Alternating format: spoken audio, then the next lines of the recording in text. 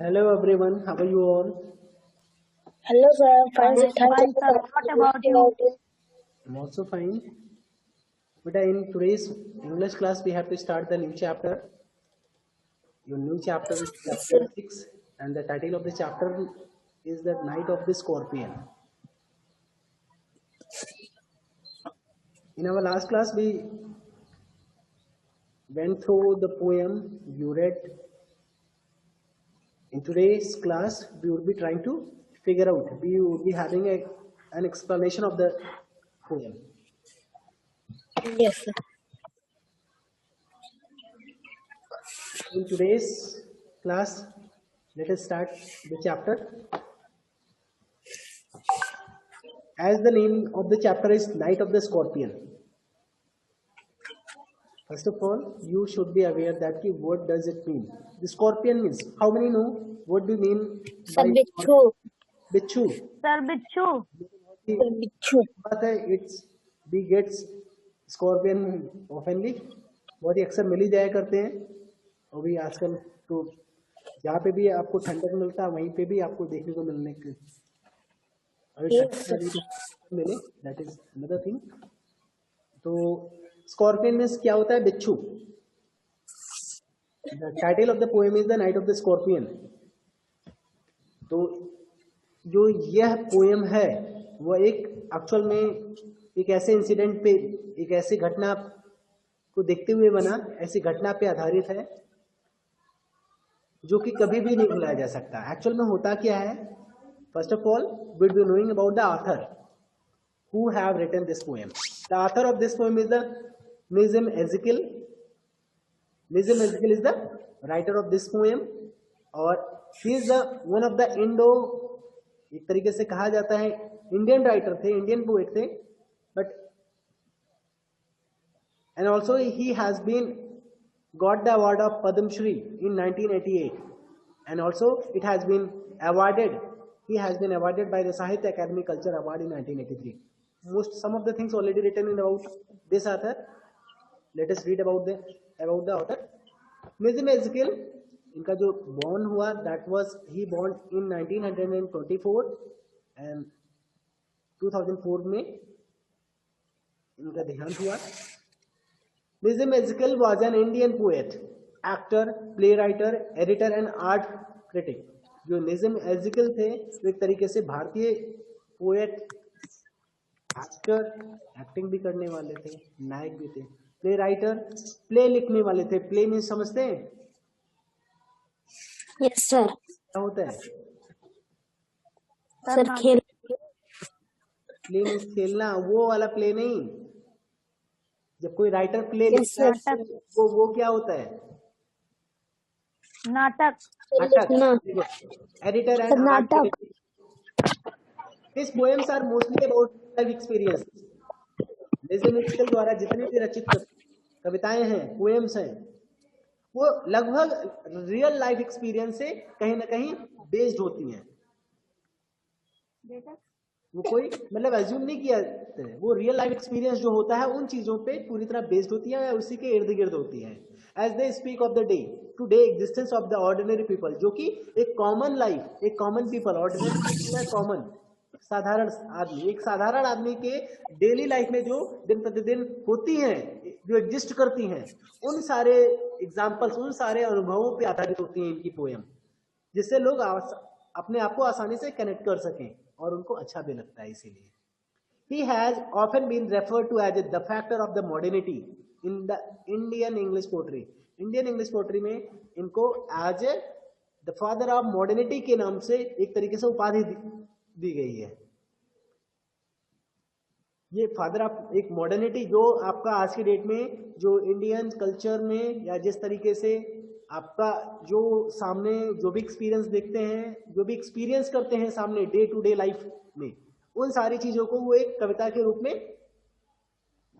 लिखते हैं तो कहीं ना कहीं जो आज के डेट में जो मॉडर्निटी है अगर आज के डेट में लिखे तो आज भी जो डे टू डे लाइफ में जो एग्जिस्ट कर रहा है उसके बारे में लिखते हैं अगर होते आज तो दैट मीन्स इसीलिए इनको कहा गया है कि इसीलिए इनको द फादर ऑफ मॉडर्निटी के का टाइटल रेफर किया गया है He has been awarded with the Padma Shri Award by the. He has been honored, not award. He has been honored with the Padma Shri Award in 1988 and also Sahitya Academy Cultural Award in 1983. ये Padma Shri award से इनको एक तरीके से इनका सम्मान किया गया है 1988 में, और 1983 में इनको साहित्य अकादमी कल्चर अवार्ड से भी इनका सम्मान किया गया था. तो this is all about the author. So let us move ahead on the poem. बेटा जो अभी इस the night of the scorpion जो टाइटल नेम है, उससे आप लोग क्या समझ पा रहे हैं? इट इज अबाउट ये मतलब ये पोएम किस पे आधारित है? It is about a scorpion. क्या ये स्कॉर्पियन के ऊपर, स्कॉर्पियन के बारे में ये पोएम है? क्यों? यस या नो? Yes, sir. सर. आपके मन में क्या आ रहा है? Yes, sir. आपके मन में क्या आ रहा है? It is about a scorpion और it is about a night when something dangerous happened, या it is about a get together of the scorpions, या it is about a night when the speakers overcome the fear of scorpions, या it is about a ritual related to the scorpions which takes place in the night. सभी की अगर हिंदी कही तो बताऊं. It is about a scorpion, या एक scorpion के बारे में है. दूसरा line, it is about a night, या एक ऐसी रात के बारे में है व्हेन समथिंग डेंजरस हैपन, जब बहुत ही खतरनाक कुछ हुआ.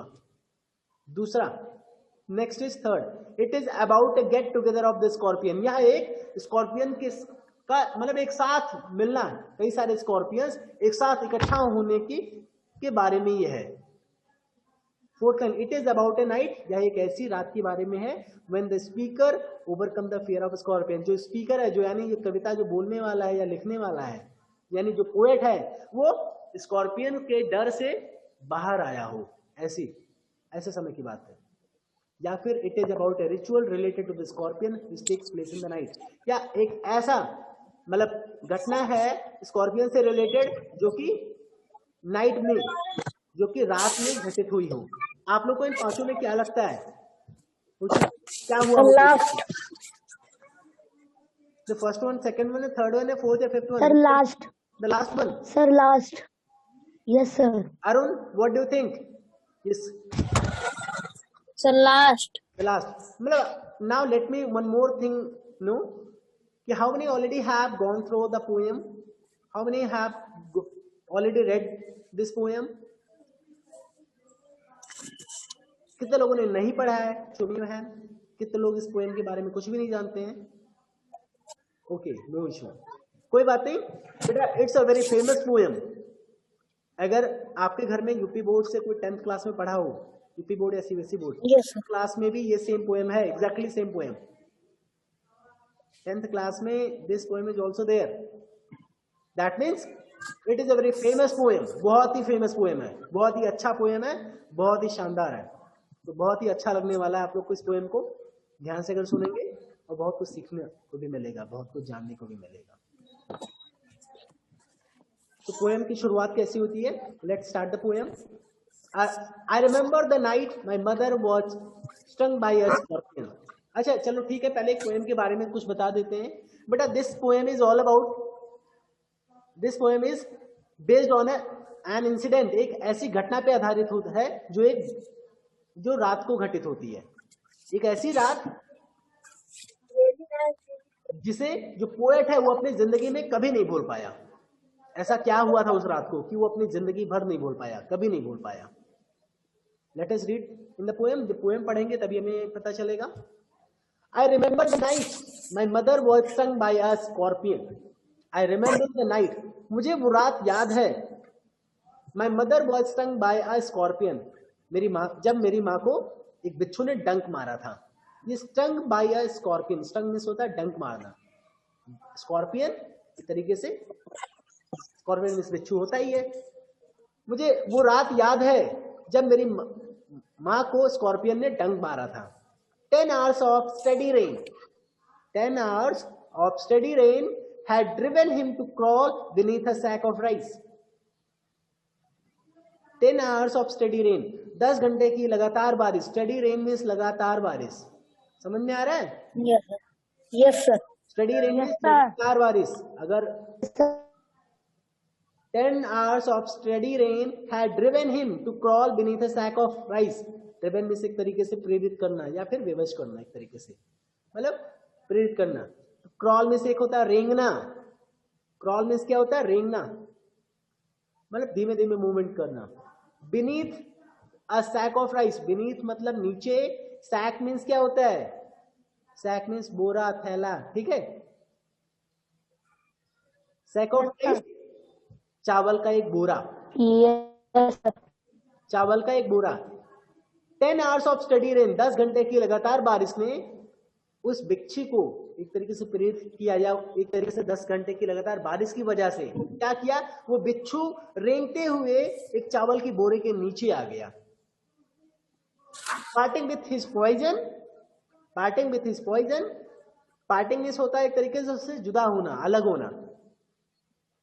जो वो बिच्छू था, पार्टिंग विथ हिज पॉइजन, अपने पॉइजन से दूर होते हुए. अच्छा, आपको पता है बिच्छू में के अंदर पॉइजन कहाँ पाया जाता है? In which part of the scorpion the poison is found? उनके मुंह में, डंक में, पैर में, हाथ में, पेट, कहाँ? डंक में. डंक में. जब बिच्छू डंक में. कभी डंक मारता है तो मुंह से तो काटता नहीं, वो डंक ही तो मारता है. Yes, poison sir. एक तरीके से. सर. तो यहाँ पे कहने का मतलब क्या है बेटा? ये पोयम है, बहुत कम शब्दों में बहुत सारी चीजें कह जाती हैं. और दूसरी चीज है, हर वर्ड की एग्जैक्टली मीनिंग कोई जरूरी नहीं है कि वही सेम मीनिंग हो. उसी तरीके से सिचुएशन से उस वर्ड की मीनिंग से आपको तुलना करके आपके जो पोएट का जो थीम है, जिसके बारे में कहना चाह रहा है, उसको रिलेट करके उसको आपको आंसर निकालना है. तो समझने की कोशिश करते हैं. पार्टिंग विथ हिज पॉइजन, अपने पॉइजन से अलग होते हुए, यानी इसका मतलब क्या है? वो यानी डंक मार चुका था, तभी तो वो पॉइजन से अलग होगा बिच्छू. यानी डंक मार चुका था बिच्छू जो है, उसकी माँ, पोएट की माँ को डंक मार चुका था. डंक मारने के बाद flash of a diabolic tail. Flash of a diabolic tail in the dark room. Diabolic tail एक तरीके से दुष्ट पूंछ, बहुत ही, जिसको एक तरीके से टेल में तो एक तरीके से डंक. टेल में क्या होता है? डंक किसे मारता है? टेल में ही तो होता है. Yes, sir. Yes sir. एक जो दुष्ट पूंछ था उसके बारे में बात किया गया है. क्या बात किया गया? Parting with his poison, flash of a diabolic tail in the dark room. जो अपने दुष्ट पूंछ द्वारा वो जो जहर था, अपने दुष्ट पूंछ का जो जहर था वो छोड़ते हुए वो पोएट की माँ के जिस्म में इस तरीके से फैल रहा था जैसे कि flash in the dark room, एक अंधेरे रूम में जैसे रोशनी चमकती है, प्रकाश फैलता है बहुत तेजी से. In the same way Yes, sir. जहर था, जो पॉइजन था, वो दुष्ट पूंछ का जो जहर था वो उसकी माँ के, पोएट की मदर के जिस्म में छोड़ते हुए, अलग करते हुए वो बाहर की तरफ भागा. ही रिस्क द रेन अगेन. उसे बाहर जो बारिश हो रही थी उसमें भी रिस्क लेने के लिए वो गया बार बार.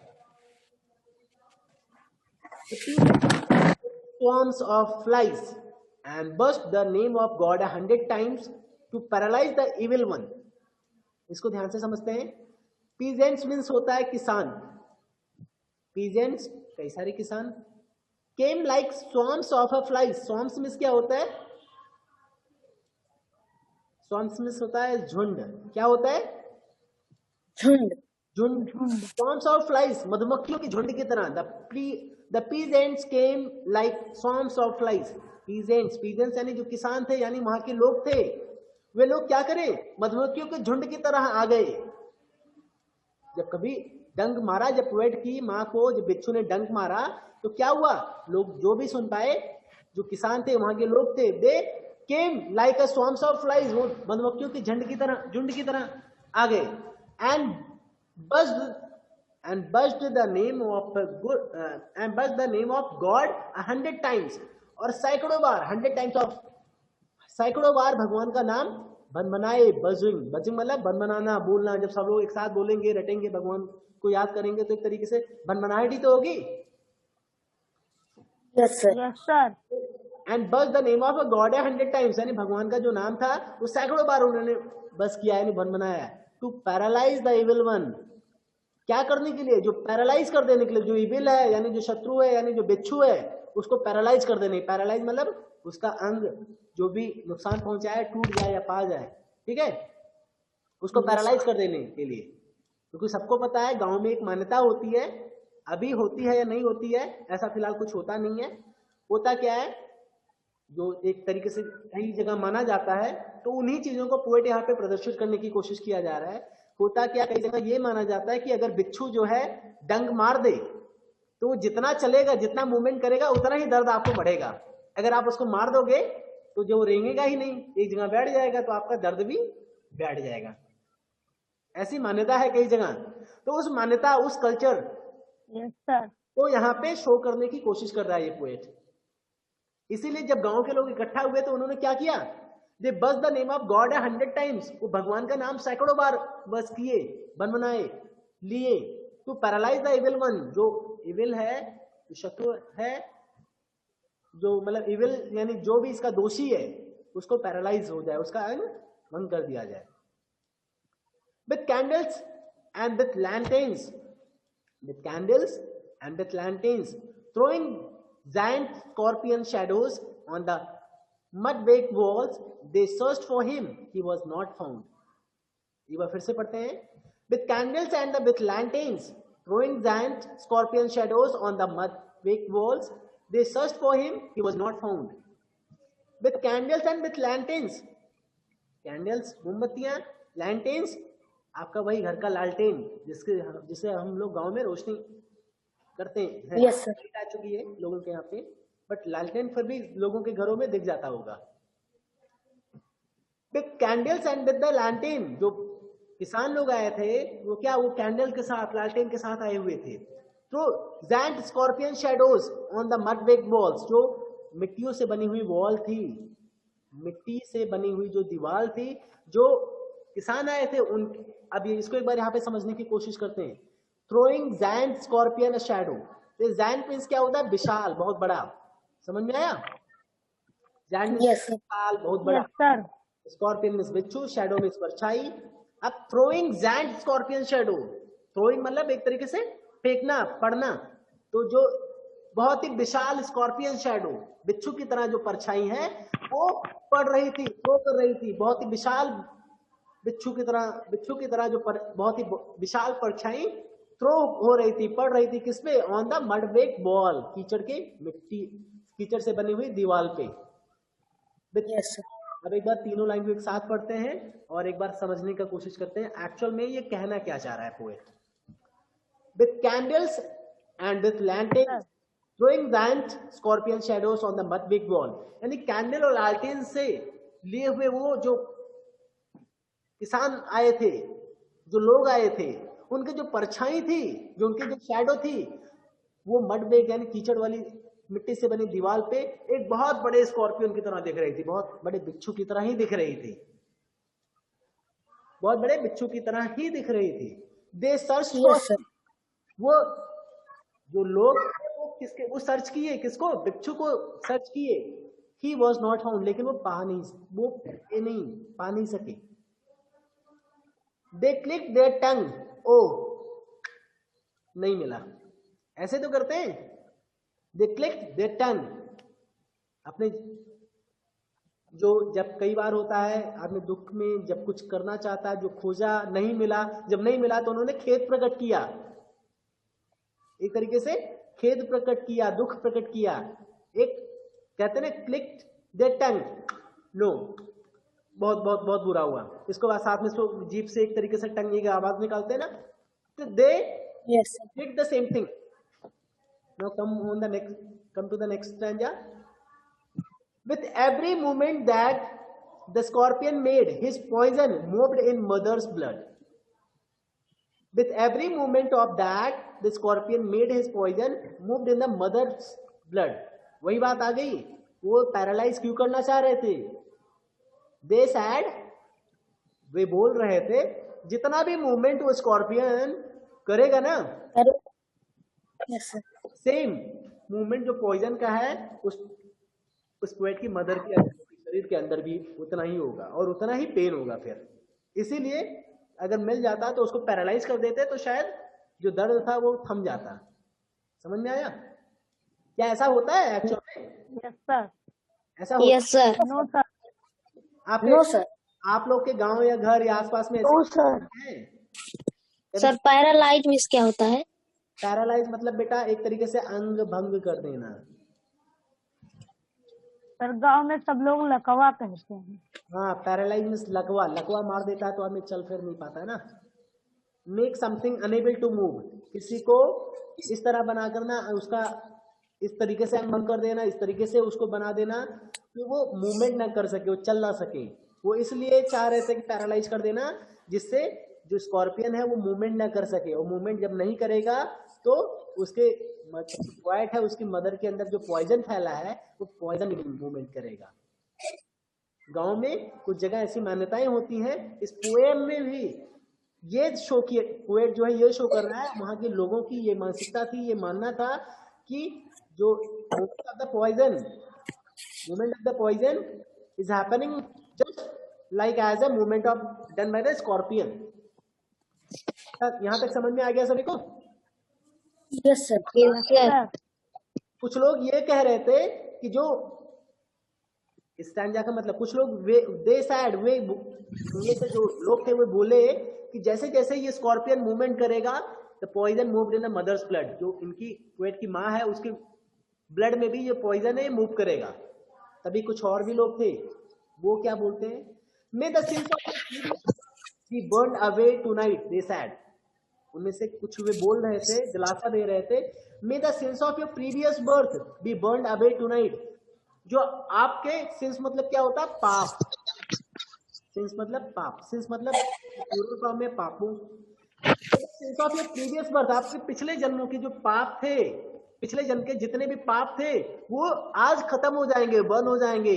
आज की रात वो शायद दूर हो जाएंगे, आशा दे रहे थे आज खत्म हो जाएंगे। यानी आप जो संघर्ष करेंगे पिछले जन्मों के पाप वो आज खत्म हो गए। अभी कुछ और भी लोग रहते हैं वो क्या बोलते हैं, मे your suffering decrease the misfortune of your next birth. May your suffering, जो अभी जो आपको दर्द हो रहा है, उसकी माँ को दिलासा दिला रहे थे, क्या कह रहे थे, मे योर सफरिंग डिक्रीज, आपकी जो सफरिंग है, जो अभी जो आप सफर कर रही हैं, जो आप परेशान हो रही हैं, जो दर्द झेल रही हैं, it will decrease the misfortune of your next birth. आपके अगले जन्म में आने वाले जो मिसफॉर्च्यून है, जो दुर्भाग्य है, वो कम करेंगे। यानी आपकी किस्मत अच्छी होगी, यानी जो आने वाले नेक्स्ट, इसके बाद वाली जो नेक्स्ट बर्थ है उसमें जो आने वाली हर्डल्स है वो कम होंगी, मिसफॉर्च्यून कम होंगी। अभी जो आप सफर कर रही हैं ये आपके अगले जन्म में आने वाली जो मिसफॉर्च्यून है उसको कम करेंगी। दे सैड, उन्होंने ये दिलासा दिलाया। कुछ और भी थे, तरह तरह के लोग तरह तरह की बातें बोलते हैं। पहली बात ये, second one this, third one is this. अब next read the next one is, next पढ़ते हैं। May the sum of all evil balance in the unreal world against the sum of good become demonised या diminished by your pain. What is the correct pronunciation? We have to check. I will check and let you know. Sir damaged मतलब क्या होता है? तो बेटा damage means reduced. ये mention, कम करना या कम होना। उन्हीं में से कुछ लोग ऐसे भी थे वो जो बोल रहे थे कि वो इस दुनिया को अनरियल मान रहे थे, एक तरीके से नकली मान रहे थे, जो जिसका कोई वजूद नहीं है।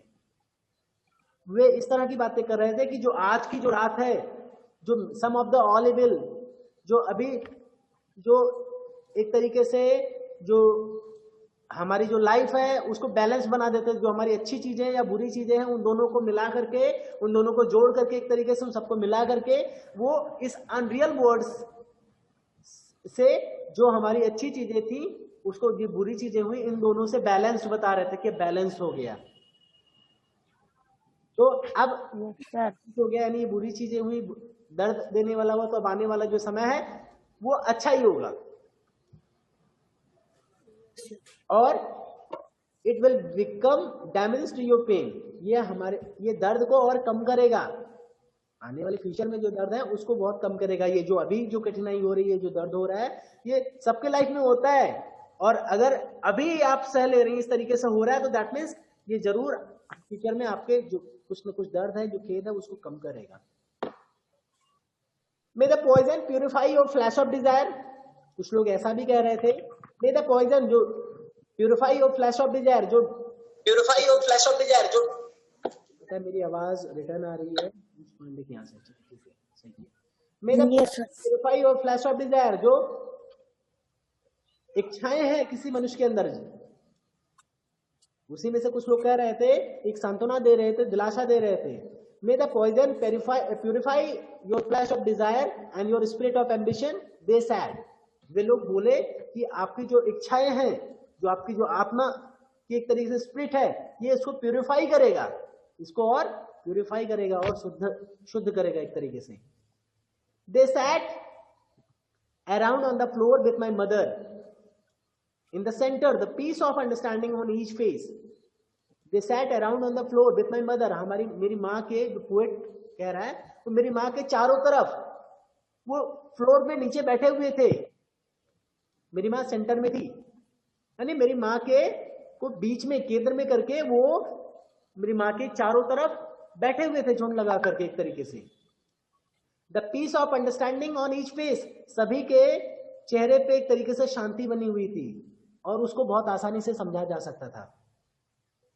क्या समझा जा सकता था? आगे बढ़ते हैं।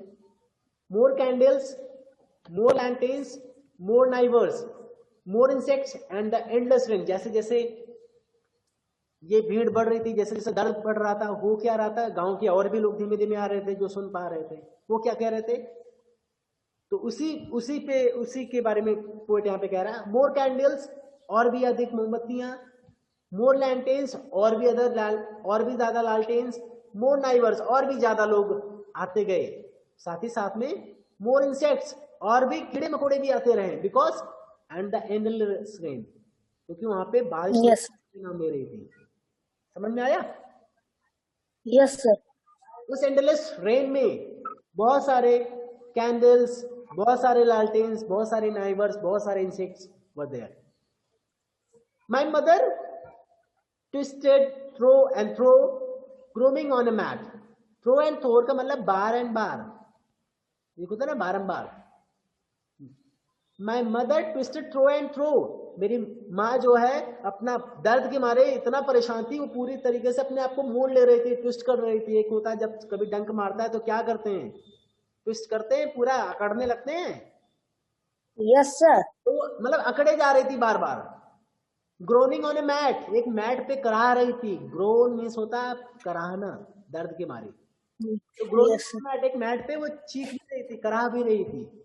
माई फादर स्पेक्टिकिक रैशनलिस्ट, स्पेक्टिकिक मीन्स क्या होता है, एक तरीके से शक्की, एक तरीके से कह सकते हैं, एक तरीके से शक्की या बहुत ज्यादा ना मानने वाले, वैसे रैशनलिस्ट मतलब बहुत तर्कवादी थे।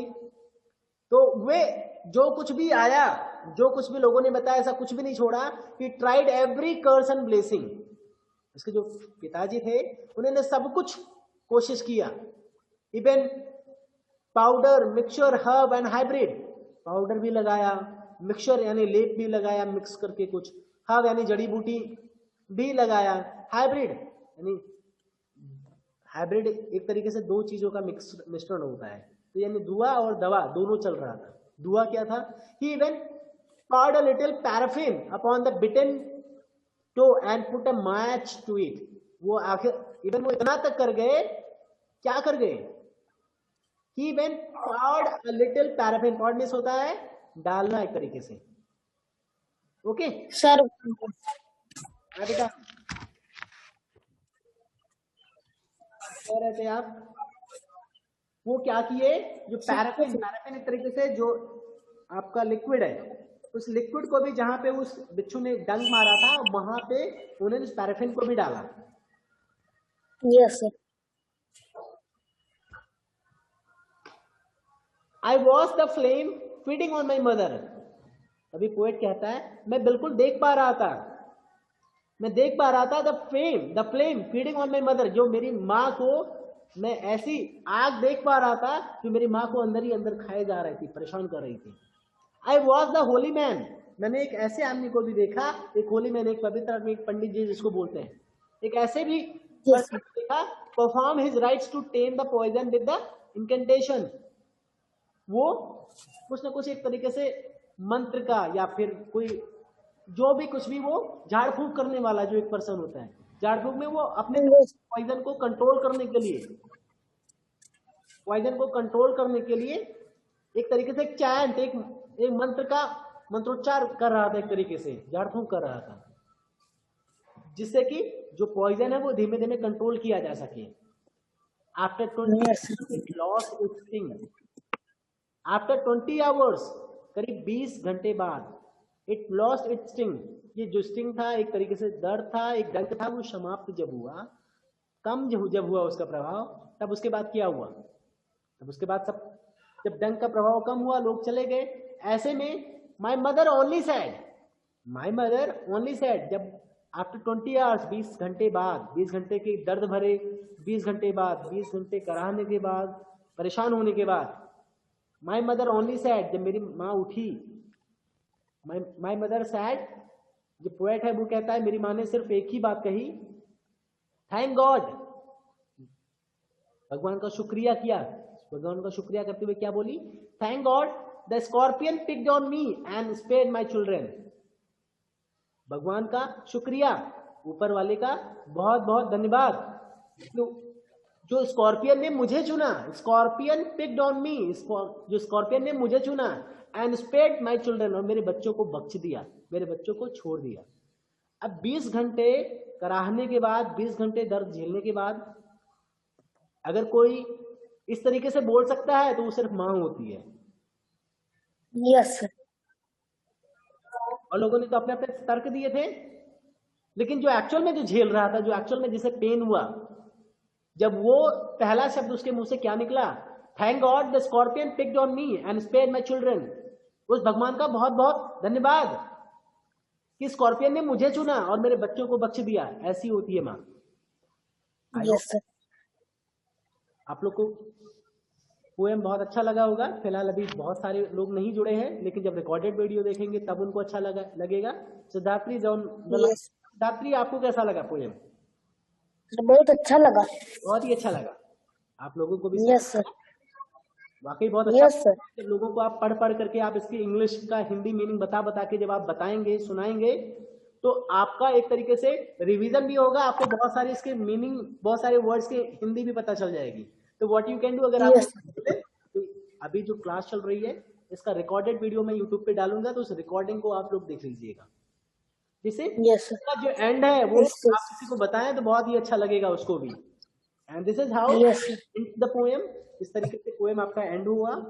And in our next class, अब अगली क्लास में जब भी हमारी होगी, we will be discussing the question based on this poem. So there are some questions, so Yes, sir. To do, सबसे पहले आप इन सारे क्वेश्चंस को अपनी मर्जी से आप डिस्कस करने के, आप उसके सारे आंसर पूछने का प्रयास करिएगा। In the next class Yes. We will be discussing each and every questions, और सभी के आंसर्स मैं भी एक तरीके से आप लोग जो बताएंगे उसी को सुन करके उसमें अगर कुछ सही करना होगा, करेक्शंस रिक्वायर्ड होंगे, तो I would be doing the corrections and revealing the answers immediately. और ऐसे में हम एक्सरसाइज नेक्स्ट क्लास में डिस्कस करेंगे। Okay Yes. बेटा, Yes, sir. Due to the network issue आप बीच में कट गए, नहीं फिर ज्वाइन किए, बहुत अच्छा लगा कि आप कई बार कोशिश करते रहे, कम से कम आप क्लास से जुड़े रहने की कोशिश किए, बट आपने बहुत कुछ मिस किया है। ऐसे में जो आज की क्लास है उसकी रिकॉर्डिंग आप लोग जरूर सुनिएगा। वैसे मैं कोशिश करूंगा Yes, sir. एक रिकॉर्डेड वीडियो बना करके मैं यूट्यूब पे डाल दूं, जिससे बहुत ही आसानी से 10 मिनट में भी आप 60 मिनट का वीडियो देख सके, पूरी पोएम को आप समझ सके। फिलहाल आज की क्लास का जो रिकॉर्डेड वीडियो हो वो आप देख लीजिएगा, उसी से बहुत कुछ क्लियर हो जाएगा। Okay Yes, sir. Okay, that's all for today. Is there any questions from you? अगर आपको कुछ पूछना No, no, sir. okay, then we will be meeting in the next class. That's all for today. Yes. Bye everyone. So goodbye. Say goodbye.